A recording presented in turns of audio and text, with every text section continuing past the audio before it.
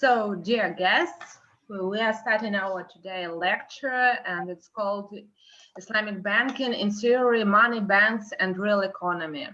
And today our lecture is Ali Marvi, and I would like to give a word to Vera Vishnyakova for a welcome speech, and then Ramezan Ali, and then we will proceed to the lecture, and I will say a few words. So, Vera Vladimirovna, please, the floor is yours. Elmira. My name is Vera Vishnyakova. I'm a head of School of International and Regional Studies of the Faculty of Economy and International Affairs at HSE University. And it's a great pleasure for me today to be here with our Iranian friends. And first of all, I would like to thank all of us for joining us today, Saturday evening day in Moscow. It's a weekend, but we are working with our Iranian friends today. And I want to thank especially Dr. Ramezan Ali Marvi, who will talk today about Islamic Banking. And today it is the first lecture with our new partners, Tabatab'i University. I would like to say that during our seminars we discuss politics, cultural and social problems, and very rare we discuss the economic problems, economic issues. And it's a great pleasure for us, and a good chance to get know new information about Islamic banking and some economic features that's very important for cooperation between our countries. And I wish our lecture will be is useful for us, and we get know new information. Thank you very much for this. Okay. Thank you very much, Vladimir. I would also like to say a few words, because today we have quite a special topic, because actually in Russia we are not really familiar with economics regulated according to the Islamic law, because it's a little bit unfamiliar for our readers, for our participants. And for us it's a great pleasure to know a little bit more how to avoid usury, how to avoid haram, and how be active and ready for work cooperation with Iranian business, and to understand what is the real regulation for it. So, Dr. Marvi, I suppose Ramezan Ali will say a few words, and the floor is yours. Thank you. I'm looking forward to hearing your lecture personally. Уважаемые коллеги, дорогие студенты, приветствую вас. Очень рада, что сегодня состоится первое совместное мероприятие у нас с Национальным исследовательским университетом Высшая школа экономика. С одним из замечательных университетов в России. И надеемся, что это станет хорошим началом для будущих совместных программ и сотрудничества. Еще надеюсь, что сегодня мы заложим фундамент для будущих традиций, на самом деле. Позвольте мне сначала кратко представить университет Allame Tabatab'i. Это крупнейший университет гуманитарных и национальных наук в Западной Азии. Его экономический факультет один из виднейших экономических факультетов в Иране. Университет Allame Tabatab'i имеет обширное сотрудничество с различными университетами России и мира, которые осуществляются на основе, например, договоров и еще совместных научных проектов, совместных исследованиях, еще регулярном обмене профессорами и студентами. А в последнее время в связи с пандемией и карантином мы пришли на онлайн, конечно, семинары. Не может не радовать тот факт, что нет худа без добра, и В режиме самоизоляции у нас с вами, как у всего научного мира, появилась такая возможность, которая на самом деле в обычное время была недоступна. Так что просто еще в завершение очень хотелось бы поблагодарить Эльмиру Имамкулиеву и их коллег Института международной школы экономики, конечно, за установление этих отношений. Еще раз выражаю надежду на дальнейшее сотрудничество с вами. Спасибо за внимание.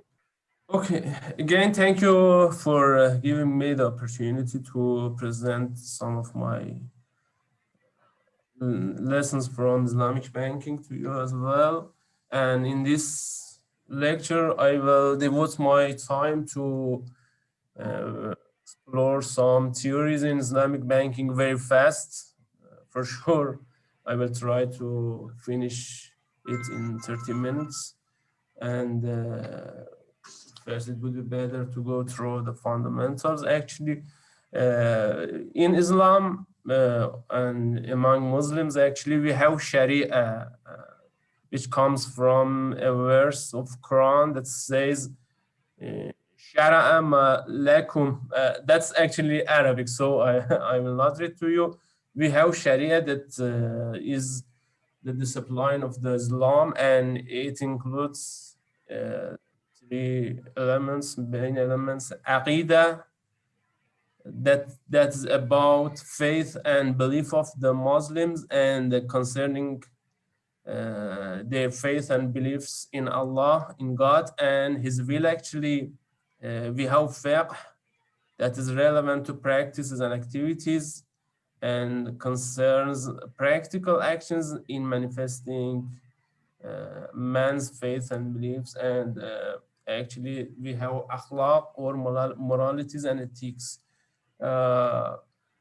In fiqh, we have ibadah and mu'amila. Ibadah is relevant to Allah's worship, and it's the relationship, it's about the relationship of the man to God.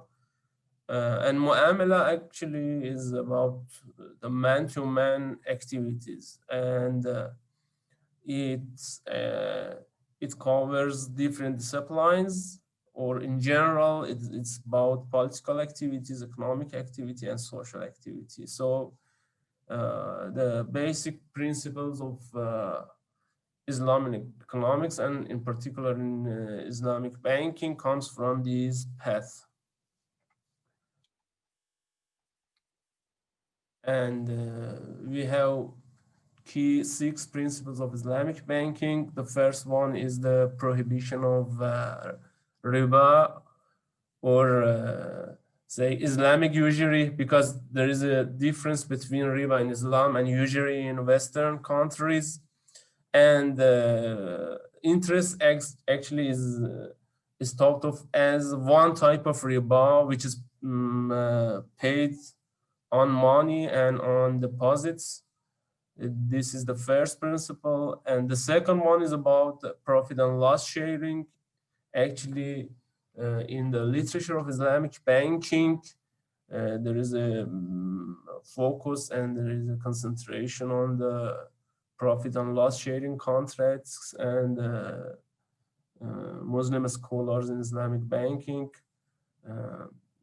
assume that Islamic banks must perform most of their operations and contract on this type of contract, actually, profit and loss sharing. The third one is about the relationship between Islamic banks and reality, actually. And it says that making money out of money is being unacceptable, and so all financial transactions needing to be asset-based, and it guarantees that the real sector and the monetary sector would be tied together always. And the fourth is the prohibition of speculative behavior. That the fifth is that only Sharia approved contracts being acceptable. I will open this issue in the next slides. And finally, the sanctity of contracts that is relevant to 5 also, the number 5 also. So based off these principles, we can have a simple and single definition of Islamic banks. An Islamic bank actually is a deposit-taking institution that operates like conventional bank. It first facilitates intermediation between savers and investors, transfer funds from surplus units to deficit units of the economy, and it manages payments and clearing systems and other banking stuff. But the point is that it must actually satisfy these constraints and concerns. The first is the prohibition of riba, qarar, and haram activities. I will explain them in more detail in a future slide. The implementation of profit and loss sharing principle, as I told in the principle 2, and the emphasis on productivity of real economic activity rather than credit worthiness. Okay, so what about riba? Because in one principles I told you that the contracts must be approved in Islam. And we know that Islam does not approve riba. Riba literally means to increase, to grow up, to exceed. And we have 2 types of riba, riba al-qard and riba al-bay'. Riba al-qard is created from loans, or actually it's relevant to debt. How can I, okay, because it's, okay. The borrower pays the loan plus interest actually, and the borrower must pay actually. If he or she pays the additional amount by her own, it's not riba. If it's provided, it's conditional, and she or he must pay the interest, then it becomes riba actually. And riba al-bay' is created from trade, and it's actually a bit old, and it's about the trade of commodity by commodity. So for our argument now, we can escape riba al-bay', and riba al-qarz, I told you, it's about the debt contract, or we call it in Islamic atmosphere qarz. So we must not have additional mandatory amount in qarz or debt contracts. And so riba is relevant to debt contracts. And because I don't have enough time, I must be fast. I assume that you don't have any question. If any of you have any question, don't hesitate to. Dr. Ali Marvi, according to the questions, participants will be ready to ask you questions at the end of the lecture or type to the chat. Oh, I'm okay with both of them actually. Okay. But I cannot see the chat. Please read the. I will read it. I will read it for you. Don't worry. Good, thank you. Okay.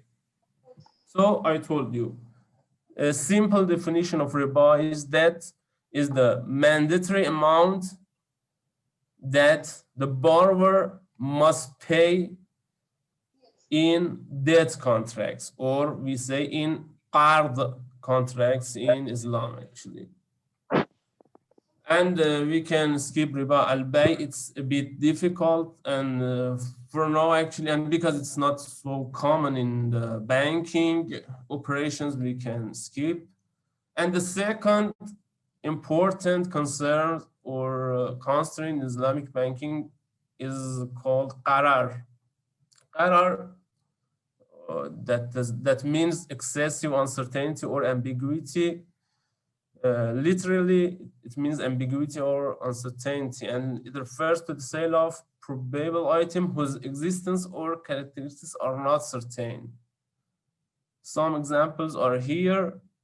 For example, selling goods that the seller is unable to deliver, or selling goods without proper descriptions, such as shop owners selling clothes with unspecified sizes, or selling goods without specifying the price, or selling goods on the basis of false description, and or without allowing the buyer properly examine the goods. And in all of them, there is ambiguity actually that hurts the at least one party in the exchange. So that's the reason that qarar is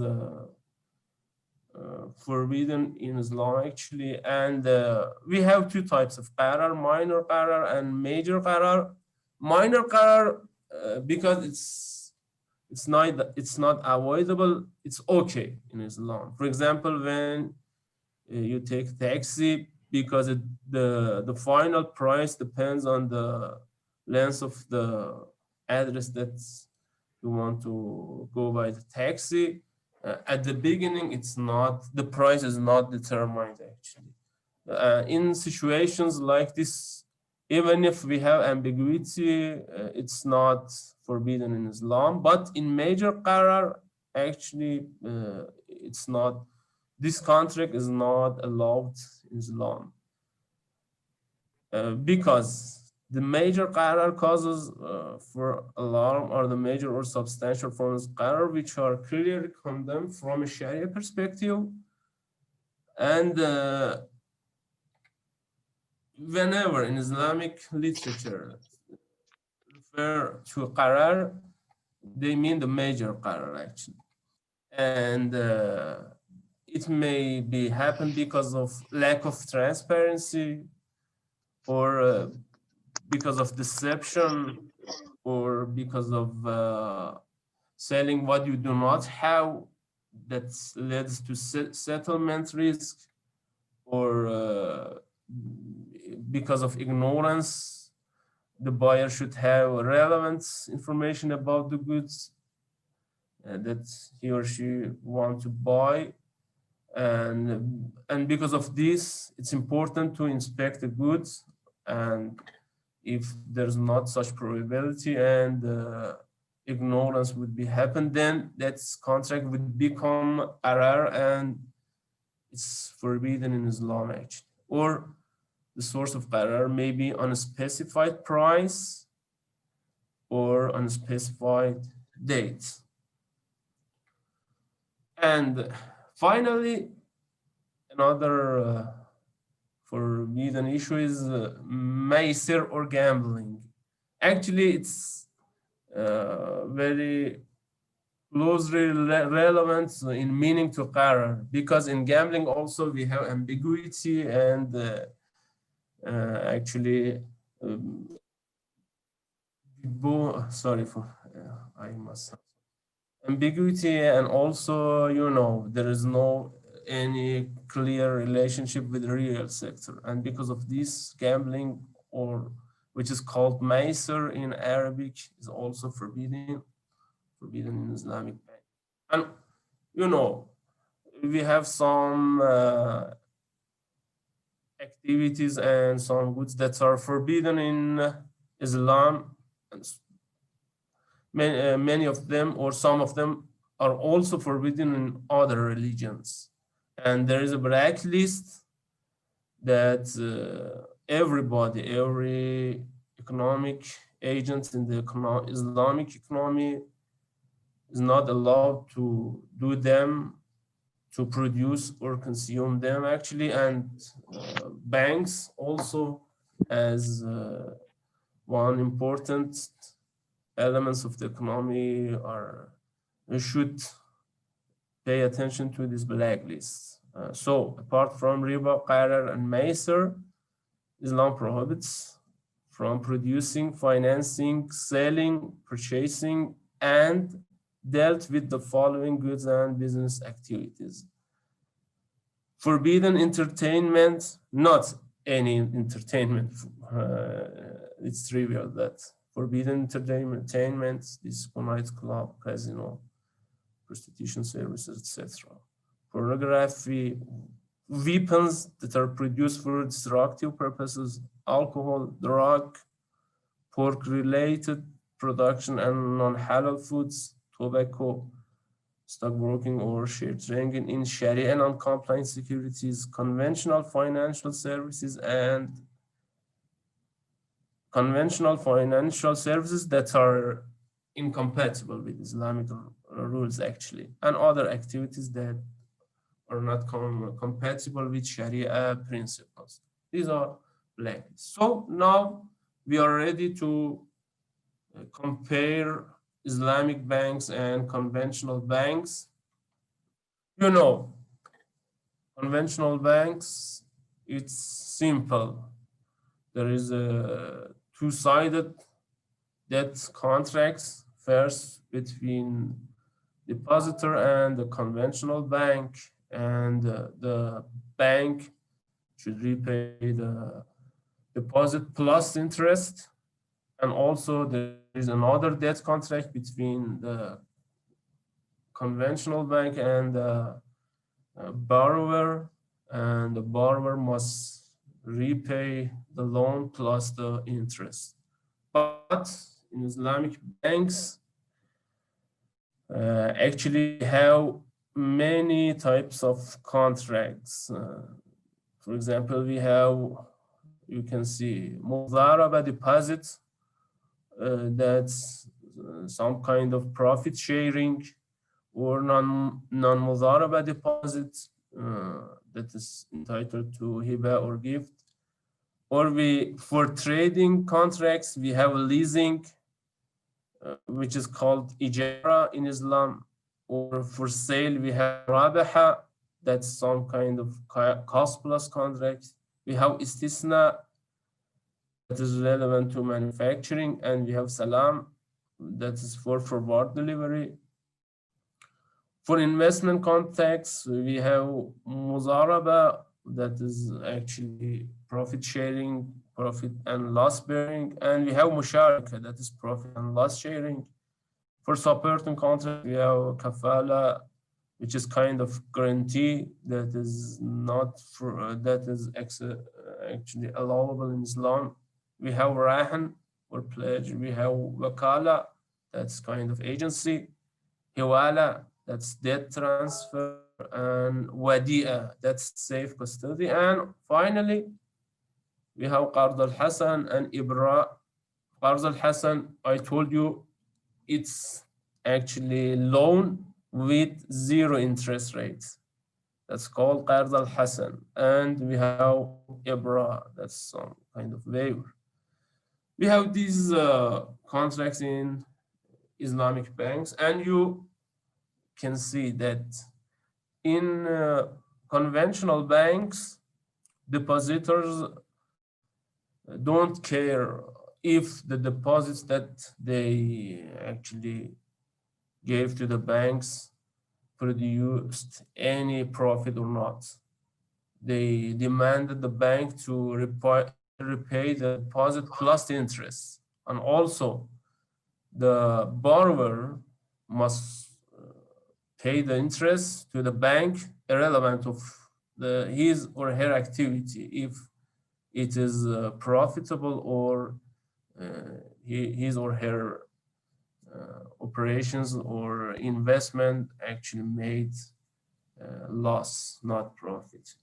So that's the difference. But in Islamic banks, in PLS contracts, for example, in musharaka and mudaraba, and I told you before that Islamic scholars assume that the musharaka contract must dominate other contracts in Islamic banks, and also other contracts must play a complementary role in Islamic banks. So in musharaka, we know that the contract is about an investment, and the banking sector is tightly related to the real sector. in other cases also, in other contexts also, the contract is about a specific good or services. So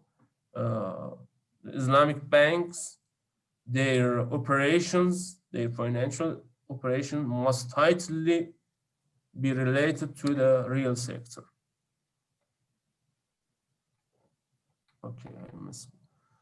And so we can classify Islamic commercial contracts as below. I must check my time. How much time do I have, Elmira? Don't worry, we have more than 25 minutes and even more. So. Okay, very good. So we have sale-based contracts, we have fee-based contracts, partnership-based, lease-based, and others.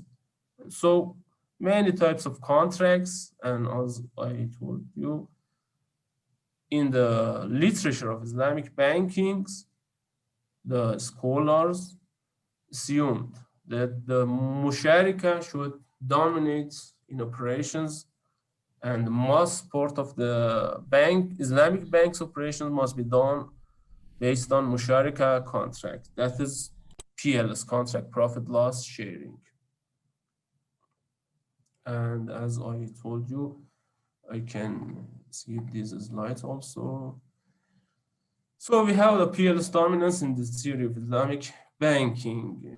And the idea of Islamic banking is that markets are complex if it's possible to trade at a single point in time all the commodities that will ever exist, and we have no missing market. And it is actually, it could be understood also from the prohibition of riba, prohibition of qarar, and some other issues like them in Islamic banking. And we know that the contract is complex if it specifies the legal consequences of every possible state of the world. And in this sense, default can be anticipated and included in the contract. So without loss of generality, we can assume default does not occur, because in PLS contracts, the bank, if it could manage to resolve the moral hazard problem in the PLS contracts and also the adverse selection problem in the PLS contracts, then it's actually anticipated the risk of the investment, the risk of business for the contract, and you know, by the law of large numbers, the default rate of, we don't have default rate because it could manage, in the theory, I am telling, it could manage the moral hazard and adverse selection problems, and it's involved in the investment, and because that is the profit loss sharing. And so if the investment is not successful, that's part of the actually the risk of the business, and in its calculation before paying the musharika, before making the musharika contract, the Islamic banks knows this fact, and so we can tell that default does not occur here. And we know that in the conventional bank, we have a debt contract.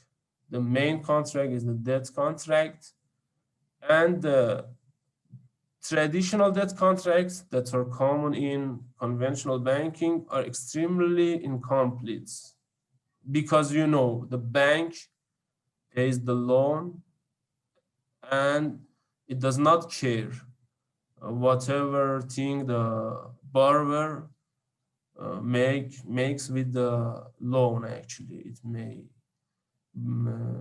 uses the loan to for useless activities or something like that. So, and also there is a risk of bankruptcy for the borrowers, so there is possibility of default and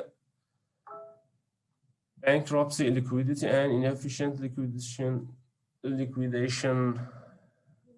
It may happen. Actually, it's completely probable in that contract, and the capacity of debt is limited. Actually, we know the countries and corporations are highly levered, and during the time their leverage still is increasing, and many top economists believe that that is one source of financial crisis that happens in the conventional banking and financial sector periodically after say some decades. And we know that high leverage implies inefficient risk-taking and needs regulation. But if PLS contracts are carried out successfully, I mean, Islamic banks can solve the adverse selection problem and also the moral hazard problem, then the PLS contracts are complete contracts, and we don't have defaults. You can see, for example, UK banks leverage ratio that increased a lot, and because of the crisis, 2007 financial crisis, 2007-8 financial crisis, it actually failed, and that's a candidate for creating such crisis actually. Or we can see that the household leverage ratio is still off the chart, and it is continuously increasing. And even after, unfortunately, I don't have the updates figure here, but if you figure out the updated data, and you can see that after the crisis, it is still started to increase. So in that contract, both firms, households, banks, and even countries are increasing in their debts actually. And we know that in conventional banking, both the depositor to bank contract and also bank to firms contract are debts. So if the default would happen by some firms, the risk would be totally transferred to banks. And we need government intervention to prevent collapse. In many times, banks are too big to fail entities in the economy. And in the time of crisis, governments must help them, bail out them, and to avoid bankruptcy for them. And banks actually know this fact, and it creates a big moral hazard problem for banks actually. And regulating this moral hazard is really tough, and that's the reason that we have the updated version of Basel Committee recommendations every, say, several years after happening a new type of crisis. But when we have banking with complex contracts, as Islamic banks in theory, that the PLS contracts is dominated and is fulfilled successfully, we have depositor and firm. Actually, bank here, the role of bank is reduced to monitoring, and because the contract is profit and loss sharing, and that's the contract that is made between depositors and firms. And so again, here there is not the risk of moral hazard for banks, and if the PLS is carried out successfully, we have no default. And according to the rule of large numbers, you know, because we have a pool of deposits from different depositors, and the banks actually made PLS contracts based off the resources of this pool, and even some firms would not be successful in their businesses. Then by law of large numbers, the average would not be the average pool would yield a positive return to depositors. And we have this by law of large numbers. And because of this, we can say that consumption smoothing happens. How much? What about Marvi, it's maybe 10 minutes left or something like this. Okay, I will finish in less than it. And we may also have systemic shocks that you know, hit the economy. And in the case of systemic shocks, we don't have any concern with the Islamic banking system that is dominated by PLS contracts, because the risk is shared over the society and is not bared just by banks. And because it spreads across the country, it does not create huge inequalities, and it does not hit to specific sectors or specific people. And the overall society acts as a pool of insurance, actually. And this is not new in the economic literature as well. For example, Asamoglu and his co-authors in 2012 have a paper, and they explain the same concept using the notion of the nonlinearity of debt contracts. And they argue that this feature of the debt contract causes fragility in financial networks, actually, and that potentially creates new financial crises and new financial fragilities for the economy.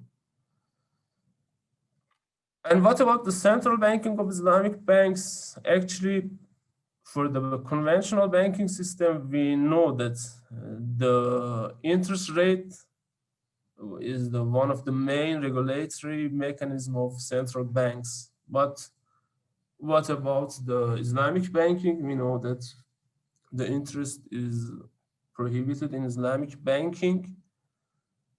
Here, the literature does not say so much to us, actually, and that's one line for the way forward. And the question is that, does profit share work?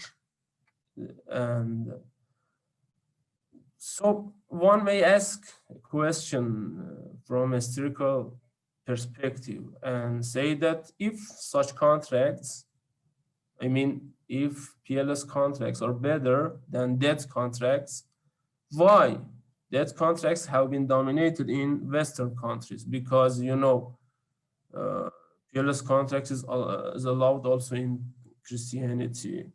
Why? The answer is that debt is cheaper than other contracts because of the taxation system of these countries. You know, debt contracts are tax exempt. And why? Franklin Allen and Colletti have a paper which is published in 2013, and they say that banks would simply minimize their capital holdings and hold more debt. And in many countries, debt interest is tax deductible at the corporate level, but dividends are not. if this is why there is a desire to use debt, then the simple solution is to remove debt interest deductibility actually. And they continue to say that we do not know of any good public policy rationale for having this deductibility. So it's a question, an unanswered question also for famous finance scholars like Allen and Carletti. And it seems to have arisen as a historical accident. They answer for this question that it is an historical accident. The other important question is that, are Islamic banks doing Islamic banking in the sense that I described? I mean, if the major share of their operations is PLS contracts, we will discuss this question in more detail for the next lecture. But the short answer, the brief answer is no.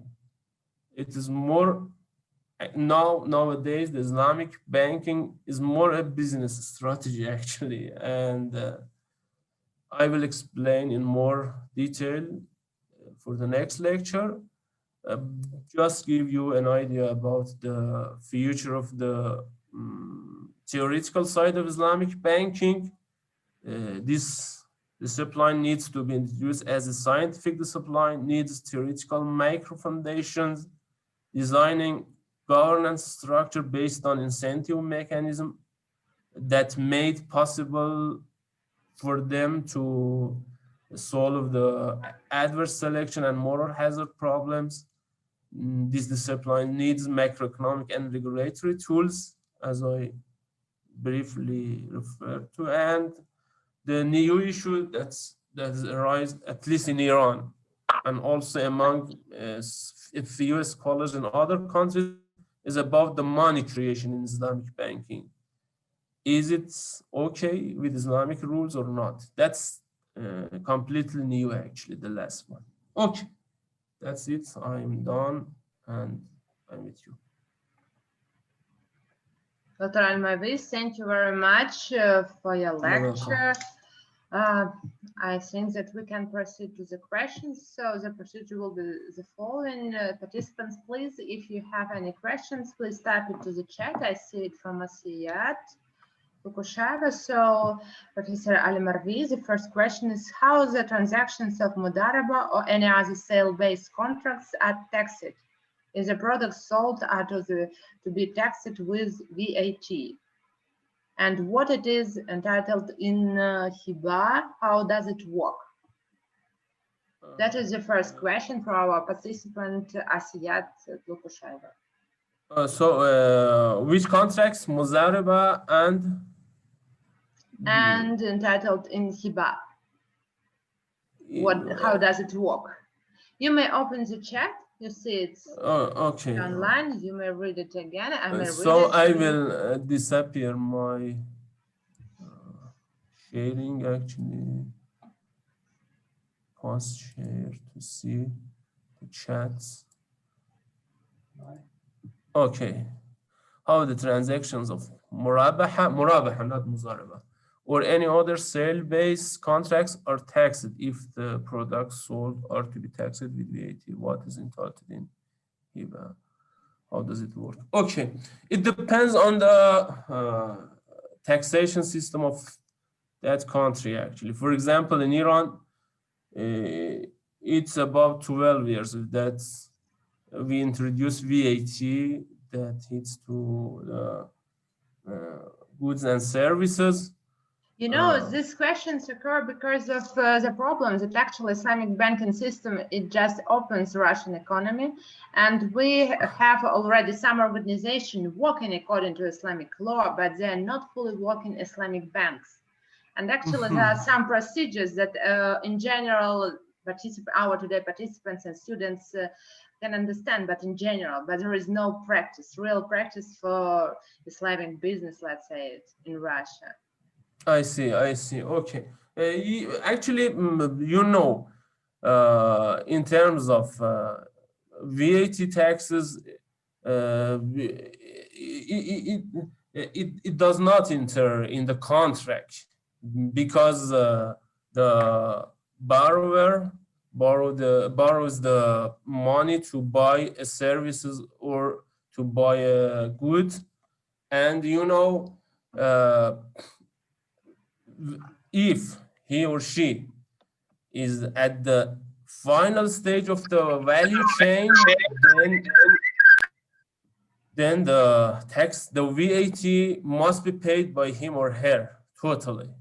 If she or he is at the middle stage of a chain, then you know it will pay she or he will pay the VAT, but after after giving the say VAT of his or her products and giving it to the tax administrators, the tax administrator must repay the VAT to him or her. And it's not relevant to Murabaha or debt contract. It's the same for both types of contracts, actually. So it's relevant to the type of the contract. Just one thing that we can say is that if, because I will explain in the next lecture the the compliant risk of Islamic banks operations, and in the sense that maybe what is written in the paper is not compatible with what is operated in practice. Actually, if you have a VAT system that is that is systemically related with your banking system, this kind of fake contracts would not be happened. So VAT would help Islamic banks to actually operate Islamic contracts like Murabaha better, and would be ensure that the borrower would buy the good and services that is written in the contract on the papers. And Okay. about the HEBA, actually, you know, VAT does not hit to HEBA because in HEBA, that's some kind of gift that is that somebody gives something to another person. In these cases, we don't have VAT because no financial transaction is made between them. But we have, for example, in Iran, some kind of tax that is a special type of income tax, and we call this gift tax. Gift I tax. don't know. Yeah. By any special amount, or it is in general? Sorry, can you? From what amount can be started, like gift? It will be like actually it's more than the income. The rate is bigger than the normal rates for income. I guess it's 35%. 35% is quite more even than in Russia, because we have also income taxes and it's much less. And actually, my feeling is that, of course, thank you very much for getting us familiar with Islamic banking system. It was our first lecture, and in general, we already found out the main principles and what is actually prohibited. It's riba, it's interest, it's lots of things connected with haram, so industries that are not allowed according to Islam. And my actually question is, because we have seen that there are lots of different banks, financial products actually in Islamic banking, and some of them can be compared somehow to the conventional banks, but there are some other principles. But for me, it's I'm really interested in the difference and how you will describe card, this loan contract. It's free of interest, but how actually it's proceeded, because it's quite similar to the regular credit that, for example, any Russian citizen can go to the bank and get in the bank. But that is Islamic banking. We feel that there is some difference, but probably you could describe it in details. What will be the difference between, let's say, conventional banks credit and card according to Islamic banking? And I see also a few questions in the chat, and I will read them later. Yeah, please, Dr. Allame Marvi, could you please comment it and explain that the simplest difference between loan and credit and card? According to Credit card, you mean? Card, no, I mean the contract, according to Arabic, card. Loan contract in Islamic banking. I told you that because the loan is some kind of debt contract. Yes. Just with the zero interest rate is allowed. That is called Qarz al-Hasan, and you know that's kind of charity, and that's not the business of commercial banks, Islamic commercial banks. We have some small banks like Risalat Bank, and no, that's kind of charity and social banking. That's not the type of commercial banks. So I think just it's important for our students to explain and not to get confused between this type of contract. So let's say it's only for charity, for special activities. Actually, you know, in our experience, we had the option for the commercial bank actually to take Qarz al-Hasan or interest-free debt deposits from depositors, and they must actually paid it to the needy people, but they paid it to mostly to their employees, and because of this, the central bank limited them in taking Qarz al-Hasan deposits or say interest-free debt deposits, and just we have two banks, small banks, say Risalat Bank and Mehr Iranian Bank. They can actually they only can take this type of deposits, Qarz al-Hasan or debt with zero interest rate, and also they can just say give this kind of loans to the borrowers, the needy people actually. And probably, do you have any data that during pandemic times these type of contracts can be high demand or not? Yes, sure. Just before explaining that, I must tell one sentence that may help to better understand the difference between debt contract and other types of contracts. Actually, when actually you make a debt contract, or you actually lend your money to the other party by debt contract, the other party owns the money, and he or she can spend that money in anything that he or she wants. But when you are making a Islamic contract which is not debt or which is not Qarz al-Hasan, then the way that the other party must actually spend the money is exactly specified in the contract. For example, it is specified which commodity he or she must buy. That is the reason that I told you, if the taxation system is systematically related to the banking system, that guarantees that the operations of Islamic banks would not be deviated from what is written on the contracts. Okay. Thank And you.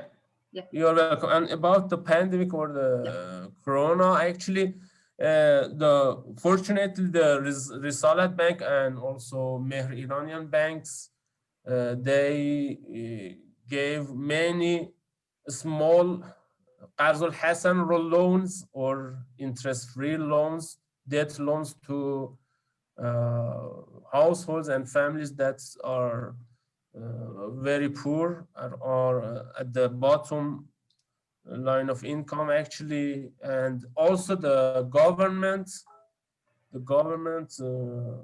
protected them by this kind of contract, this kind of loans that are debt with zero rate of interest. And I can see some other questions. Yeah. I would just give the floor to Yulia Voskobonik. She is also a participant of our special project devoted to Islamic banking system. Yulia, if you are online, you probably can announce your question on your own, or I will read it. Actually, I can. Both of them are okay for me. In what types of? No, it's okay. I just in what types of legal entities Iranian financial organization exist? I will explain. The problem is that actually in Russia we don't have, as I already said, fully working banks working according to the Islamic law regulations. Yes, They can be trade houses, something like this, but not banks organization. Probably this question can be connected with the experience of Iranian economic system that actually exists and rules only according to Islamic law, and you have no differences between like conventional banks and Islamic banks. And just tell us how it is implemented in Iran. Okay, okay, I see. Actually, I will explain in the next lecture that we have two types of countries in terms of implementation of Islamic banking. Some countries like Iran, the banking system as a whole tries to implement Islamic contracts all over of the country, and conventional banking operation is forbidden by the law, actually. That is one type of Islamic banking which is practiced in countries like Iran or Sudan, or maybe, I don't know, I guess Pakistan is also the same. But we have other countries like Malaysia that we have dual banking. Yep. In the sense that they have both Islamic banking and conventional banking. If Russia wants United Arab Emirates, for example, Persian Gulf monarchies as well have dual systems. Yes, yeah. For Russia, actually, if it wants to start establishing Islamic banks, maybe. Well, at the beginning. Malaysia, yeah. Maybe Malaysia, or even we have some European countries that have Islamic banks. For some of them, I will explain that Islamic banking is just some kind of business strategy, but some of them are really practicing the Islamic contracts. If the Russian government decides to move to have some Islamic banks, maybe the case of Malaysia would be, say, instructive for you. Okay, thank you. So we are looking forward to hearing details about this during your next lecture in 2 weeks. Maybe, yeah, in the next lecture, I need more time, actually, because, you know, going through the details for different countries is timely, actually. For me, it's okay to extend the time of the meeting. Okay. And we have a few more questions if you allowed us to ask. This is okay. Let me just check my. Okay, I can spend about 4 minutes later. Okay, so we will be quick. So one more question is, would you please explain the system for segregating the transaction of the Islamic banking for its conventional banking transactions? Explain I couldn't hear some words. Can you repeat, please? Yeah, you may read or I will repeat. Would you please explain the system for segregating the transaction of the Islamic banking for its conventional banking transaction? One word at the beginning is not actually clear to me. Is it written here? Of course, the question is how actually Islamic bank can like make transactions between conventional banks and Islamic banks. What system I see. can be used? Okay, that's the problem. Especially because of that's the problem for the countries that are experiencing dual banking actually. For example, like Malaysia. The question is something related to this kind of issues, because we have conventional banks and also Islamic banks. You know, the question is about because we have say interbanks market actually, and how the banks interact with each other. Is it the question? We don't hear the person who asks this question, but I think yes. Yeah, and that's true, doctor. That's true. What you said is true. Okay, I will explain it in the next lecture because it's a bit. Well, please to introduce myself, because the lady was asking who was asking this question. This is Fayaz from Philippines. Fayaz, okay, very nice. So Fayaz, we have lots of international guests, lots of international guests today during our lecture. And one more question from Nikita Simopalnikov. He is also our participant of the special student project devoted to Islamic banks. So, Assalamu alaikum, colleagues and Dr. Allame Marvi. Thank you for the presentation. Could you please answer the following several questions? Who determines the type of gharar? Who is responsible for this, and who actually determines what type of gharar is it? That is the first question. The second question is, what types of contracts serve investments? Nikita is interested in investments and probably need your advice on this. What should he learn?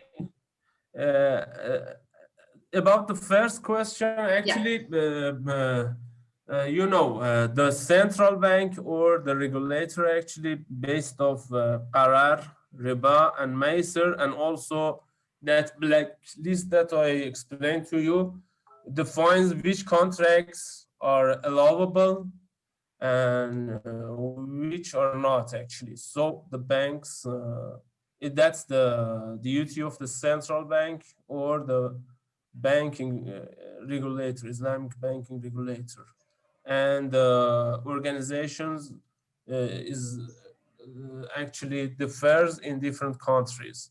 Maybe some countries give this duty with the regulation of interbank to the same agency, or may disparate actually and give this to another player. It depends. But it is specified outside banks actually, and sometimes in more flexible systems actually the banks just have the general framework and they will review if the qarar is occurred in some contracts or not, and based on they decide. Maybe that's a good question, because it gave me actually some insight for how I prepare my slides for the practice of Islamic banking and the situation of different countries. For the second questions, actually it depends on the country that you want to spend your money. First of all, you know, we have Let's say it will be, for example, Iran. What Nikita should do, what should he learn first of all to make investments? Yeah, actually in Iran, it's for now it's a bit difficult actually, because you know we are under heavy sanctions, and now that we had the presidential election in US, it totally depends on the kind of behavior that the US will have with Iran. But if you want to invest in Iran, just wait at least 2 or 3 months, because the price of say commodities, and in particular the price of properties or housing, the price of gold, the price of say other kinds of assets are declining, because it's strange, but many economic agents in Iran thought before the elections that Trump will win the elections, and the expectations actually were made based off this anticipation, and the prices went up hugely, and we witnessed some kind of bubbles in many assets. But now that Biden won, the bubbles are actually bursting in some commodities. And now oil prices went down. That also didn't help the economy.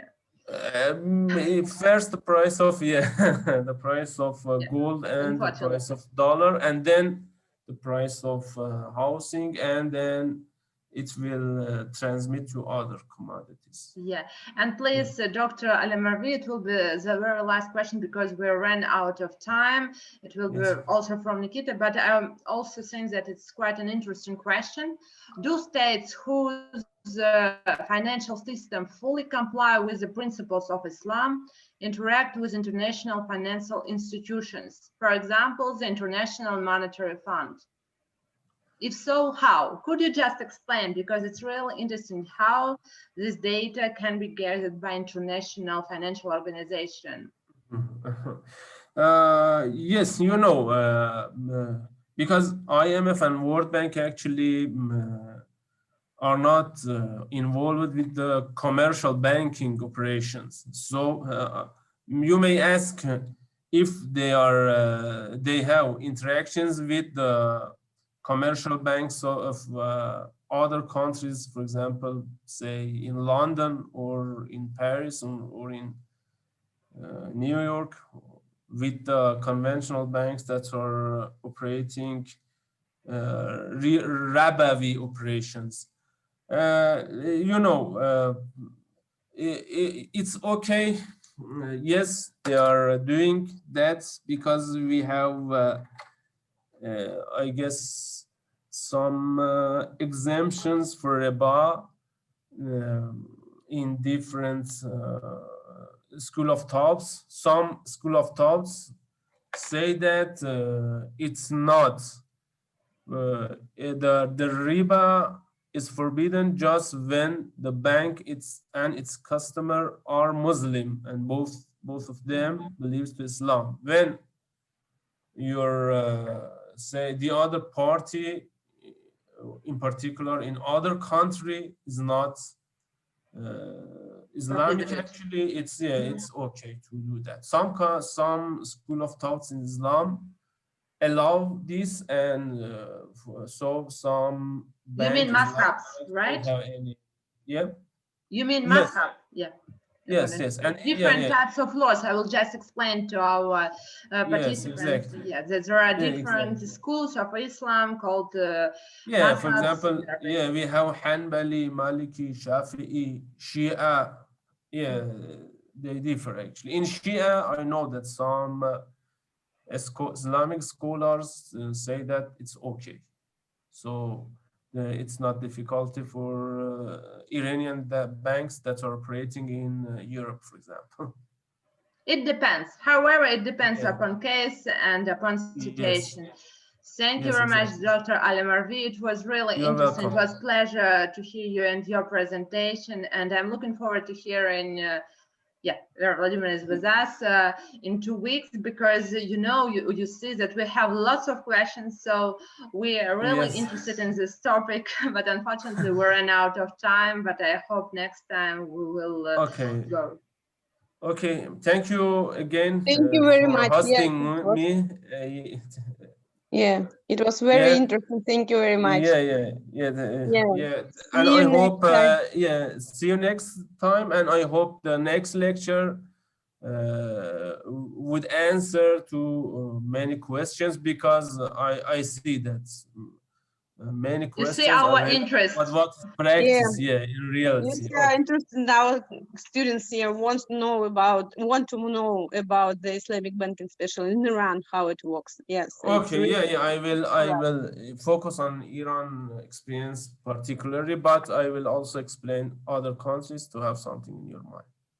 Yeah, because you see that all our students are interested in developing cooperation between our two countries, even economic side, but they need more details to know how to implement their project. So thank you again for today's lecture, and see you in 2 weeks. Yeah, thank you. See you. Thank you very much. You're welcome. See you in 2 weeks. Okay. Bye to you and to other participants. Okay, bye. Thank you. Bye. Thank you, Dr. Marvi. Спасибо большое. До свидания. Спасибо большое, Наргиз. До свидания. Спасибо, Наргиз, большое. Да, до свидания. Пожалуйста. Всего доброго.